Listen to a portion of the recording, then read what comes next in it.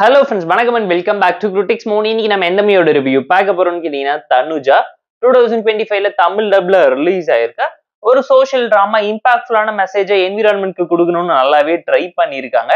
யூடியூப்ல இந்த மூவி அவைலபிளா இருக்கு, கண்டிப்பா செக் அவுட் பண்ணி பாருங்க. 2022ல கன்னடம்ல ரிலீஸ் ஆன ஒரு மூவியோட அபிஷியல் தமிழ் டப்டு வெர்ஷன் தான் இது. படத்தையே ஷார்ட் அண்ட் ஸ்வீட்டா 1.25 மணி நேரத்துக்குள்ள பிரசென்ட் பண்ணியிருக்காங்க. சிம்பிளான ஒன் லைன் ஸ்டோரி என்னன்னு கேட்டீங்கன்னா, நம்ம கதையோட ஹீரோயின் சின்ன வயசுல இருந்து டாக்டர் ஆகணும்னு சொல்லி ஆசைப்பட்டு நீட் எக்ஸாமுக்கு ப்ரிப்பேர் பண்ணிக்கிட்டு இருக்க டைம்ல லாக்டவுன்ல மாட்டிக்கிறாங்க.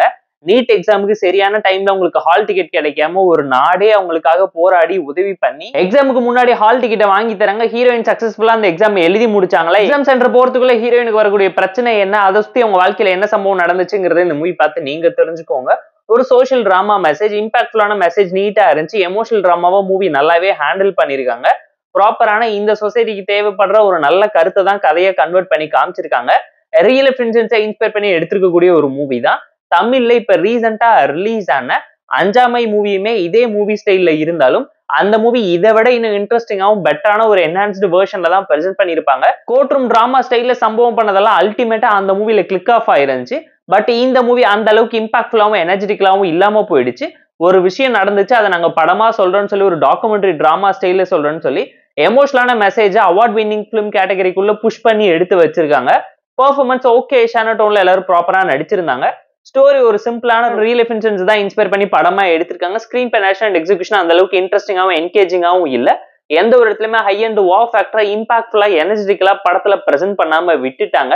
எந்த ஒரு சீனையுமே ஹார்ட் டச்சிங்கா இம்பாக்ட்ஃபுல்லா பிரசென்ட் பண்ணாம விட்டுட்டாங்க. டெக்னிக்கலாவும் ஓகே ஷான மூவி தான். ஒன் டைம் வாட்சபிளான ஒரு பிலோ ஆவரேஜான மூவி. கண்டென்ட் நீட்டா இருந்தனால பார்த்து என்ஜாய் பண்ணுங்க.